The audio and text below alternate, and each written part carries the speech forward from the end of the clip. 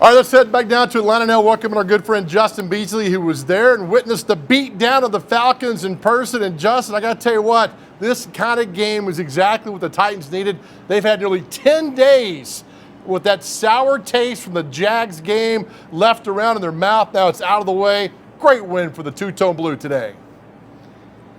Absolutely. I mean, I did not see this outcome. I thought if the Titans were able to have a shootout that they would lose this game. In fact, they have the better offense on this Sunday than the Falcons did. They limit Matt Ryan to 0 touchdown passes, only 10 points for this high-powered offense. Julio Jones didn't have all that great of a day, which he's a future Hall of Famer. Malcolm Butler did a great job. Marcus Mariota silenced the critics, at least for a week. Three first-half touchdown passes. A.J. Brown, 94 yards, 2 touchdowns for him. The rookie is incredible, at least through first 4 weeks of his NFL career. I think there's a lot to look into that. I think that might be a sign of things to come.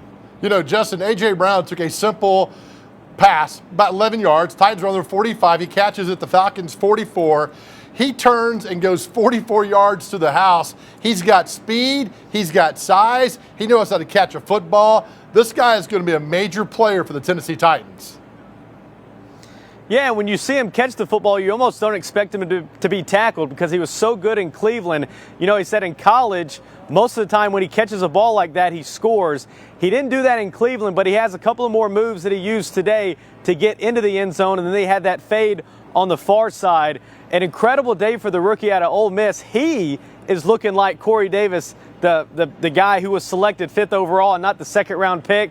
Titans fans have to be excited for what's ahead for this guy. Just 4 games in, 2 touchdowns, leads the receiving room in touchdowns and receiving yards.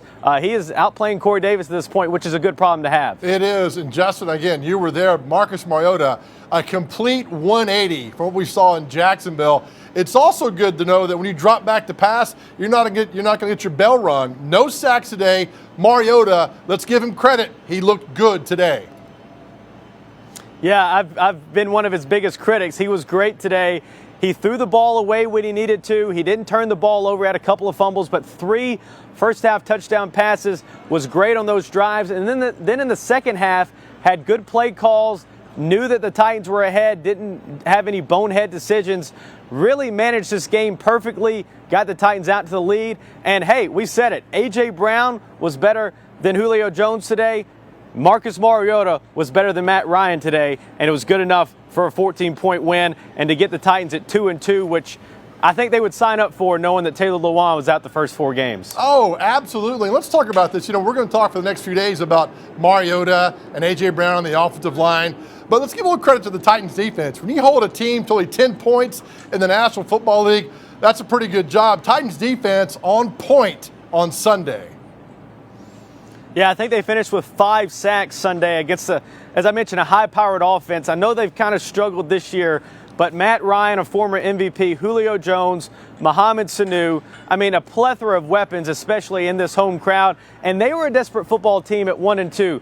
To only give up 10 points, to stop the Falcons on multiple 4th downs, and really the special teams helped too. I mean, Brett Kern, coffin corner putts all day, definitely helped out the defense, and they bended a little bit, but they didn't break. Had a couple of pass interference calls, but hey, they kept the Falcons outside of 1 series out of the end zone, and Matt Ryan threw for 0 touchdown passes. I think that's the first time he's done that in like 18 games. That was the second highest record currently in the NFL. A complete performance by the defense, but they've done that the entire season. That is definitely no surprise, Joe. All right, Justin, final thing here. The first quarter of the season is now done for the Titans. The second quarter begins.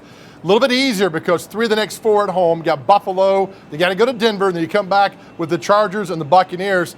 The rest of the division's losing on Sunday. Looks pretty good for the Titans considering where they were 10 days ago.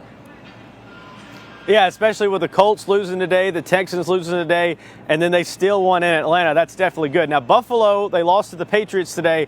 They're a far better team than the Buffalo that we've come to know, that we circle a win for the Titans for sure. Denver, I think the Titans are going to win that game. The Buccaneers, you got to think the Titans are going to win that game. There's no easy games in the NFL, especially if you're the Titans. But to sit at 2-2, to have some, confidence, especially Marcus Mariota after 3 first-half touchdowns in this game, and the defense is playing lights out. I think if you're the Titans, you're comfortable where you're sitting right now, and you know that everything you're playing for is still in front of you. There's no super tall mountain to climb. I think they like where they're at 2-2, especially after the poor performance on Sunday. Hey, Justin, real quick, that's your first trip to the Mercedes-Benz Dome in Atlanta. Give me your thoughts on this thing. It's simply amazing. I mean, the architecture, the structure, the open roof. When you're in Atlanta. Let me say that again. When you are in Atlanta, and this stadium definitely embodies a lot of what Atlanta's about. The stadium, hosted the Super Bowl last year. It's got a great video board right above the Falcon logo, about 100 feet up in the stadium. It is everything that. Let me say that again. Ask that again, Joe. Sorry. Your first look at Mercedes-Benz Stadium, your thoughts on what everybody thinks is the elite football stadium in America. I haven't been to every stadium, but it's definitely got to be in the top 5. I mean, it's a new stadium. It hosted the Super Bowl last year. It's a great spot in Atlanta. The architecture is simply amazing. They have the little video circle board in the middle of center field, in midfield, about 100 feet up.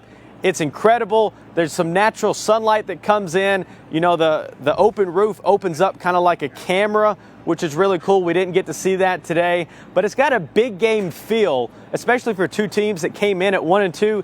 It had this big game feel. There was a pretty good crowd here. It's definitely one of the top 5 venues for sure, Joe. Justin Beasley in Atlanta, my man. You and Chris, safe trip back to Music City. We will talk to you down the road. All right, thanks, Joe.